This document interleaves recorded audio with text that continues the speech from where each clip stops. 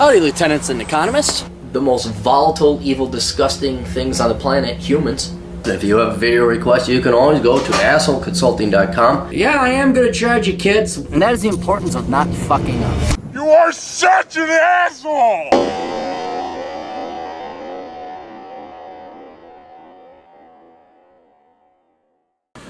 Finish up Asshole Consulting so I can do other work tomorrow. Clarity Podcast, not the Clarity Podcast, the Older Brother Podcast tomorrow. Alex writes, reaching out for your suggestion on what to do financially and lifestyle-wise. I'm 28, self-made millionaire between crypto and real estate. Is it in cash? The real estate, I'd believe. Is the crypto in cash? Not crypto cash. Is it in cash? Working at, I'm not going to say where you're working because they'd fire you if they found out that you were maybe consulting with me in sales, living in the communist utopia known as Seattle. My real estate business is based out of Seattle, so I have some ties to the region, but my friend slash business partner could manage things if I leave. I also do some consulting on the side for a firm that you, not a firm, but your own firm, and make decent income helping out. God darn, dude. If I read the paragraph you gave me, everyone would know who you are. That is such a unique and specific in many things you do. You help on a side gig with digital marketing for two very unique types of professionals. There's no one else like you. There isn't.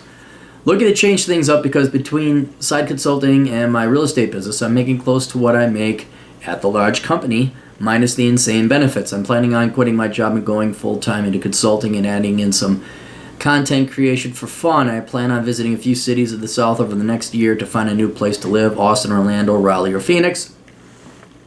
My question is, what would you do if you were in my place? I like you're saying that you only get to go to Disneyland once and have been thinking about a lot about what I want to do while I'm still relatively young. Also, who is your friend in Seattle on your podcast? That's John Steele. You can find him at John Steele Show on YouTube. I love the buy him a whiskey, a plot against our socialist overlords. What would I do if I was in your place? You're a millionaire. I'm going to assume that you have a pretty good equity position in real estate. I guess my real question is, all right, you're starting to come up on looking to change things up because you're making what you make at your main place. So your side consulting, and I presume the profits, whatever residual rent, net rent, can replace your income. Minus the insane benefits. Planning on quitting your job, going full-time in consulting. All right, here's what I would do. You are a millionaire. You got enough.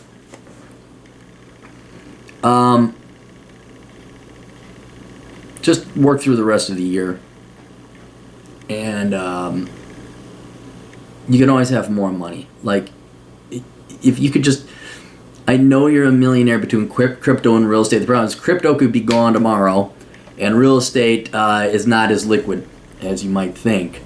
I do like the fact you got your side business going on, and you make enough money so that it replaces your income. So the key thing is for you to not outspend or outlive your money. So what I'm going to recommend you do is, if you haven't already, is you start focusing on minimalism. Now, I'm not accusing you of being a big spender, but to enjoy Disneyland, whatever version that may be for you. I mean, you can actually go to Disneyland if you want, but I think you're meaning more like traveling around. It's actually not that expensive, especially if you couch surf.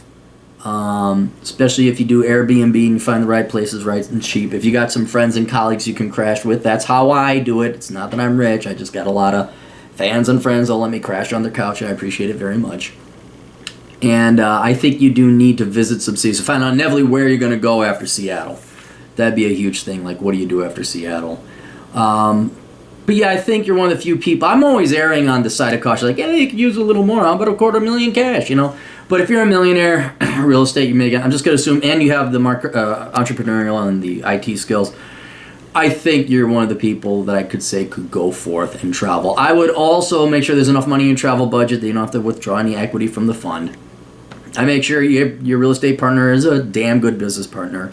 I maybe work up a little bit of a spending or a war chest. I mean, there's no rush to go, no reason to quit just yet. Maybe build up enough money that not only could you afford half a year hanging out in Austin, Orlando, Phoenix, or Raleigh. Those are all over the place, man. Maybe have you visited Southeast Asia? You know, have you been to Eastern Europe? I would build up a little bit of a war chest there. And once you got enough money to afford yourself a year or two where you could really truly travel and experience, and you don't need to rush it, and you could spend 2 weeks here or 3 weeks there. I have a feeling in Orlando, I'll tell you this about Orlando, that really is the only thing to see in Orlando is Disneyland and all the other theme parks. There's nothing else there in Orlando except swamp, and they call it Orlando. Austin's a bunch of commies. Raleigh's nice. Phoenix, I love Phoenix. But I'll leave it up to you. But I have a feeling you're not going to want to spend a lot of time. In other words, don't get a 3-month Airbnb in Orlando. Just don't do that.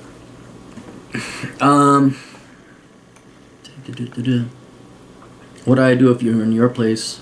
Like you're saying, you only get to go to Disneyland once. Been thinking about what I want to do. I'm still relatively young.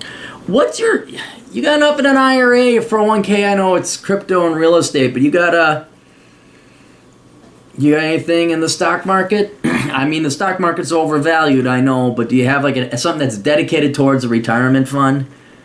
That might be something you might want to look into before you quit at your main place of business. Although I have a feeling with your skills and your entrepreneurship, you're going to make money regardless. So this gets back to my original point. You want to be minimalistic, okay? So you don't outlast your money. I think you got enough cash right now. You're 28, you're not even 30, you're a millionaire. You can, if you play it right and you're a minimalist, you're never going to outlive your money. You won't ever have to answer to anybody again. You can always be your own boss. Maybe you inevitably want to, well, you already got real estate. Never mind. I was about to say, if you got a place you can always crash and rent it out to your buddies, you probably got one of your houses you could probably turn into that. Yeah, you're ready to go, dude. You're as qualified as anyone I've ever seen to go out and be a digital nomad for a while. Be prepared, though. You know, practice your minimalism. We got that. It's about the only thing. It's basically fuel efficiency. You're like, well, I want to travel the world, all right? Do you want to be a Prius or a Hummer 4? You know, because if you're a Prius, that fuel's going to last you for the rest of your life. If you're a Hummer 4 and you want to do dude bro shit, well, you're going to come back. You're going to have to grovel for your job back at the place that you were working. And then I'll set you up with my buddy, John. I'm just going to assume it's all right to send me your email. And then, what do I charge for a 30-minute Skype consultation? I charge $200 minimum. So that means you could go, bah! Peter Griffin reciting his alphabet in under half a second. If you do that, that's $200. We could end it and just click and we're done. It's $200. You get $200 for 30 minutes. And then after 30 minutes, it's $200 every 30 minutes after. Some people call that $400 an hour. I like to say $200 every 30 minutes because I hate to Skype. It's totally not worth Skyping with me, guys. I'll be honest with you. It's not worth Skyping. I'll shoot you an email about your specific stuff here. And it'd probably just be easier to email you or do a video. It's cheaper, too. If you want, some people have, and actually there's been some rather rich, somewhat quasi-famous people that have asked me to consult them over Skype. But, yeah, I just hate Skype. I hate it. Hate it. Because most of the people who Skype, they don't want to solve their problems. They just want you to be their emotional tampon and go over and over and over the circles. And I'm just like, I don't have the patience for it.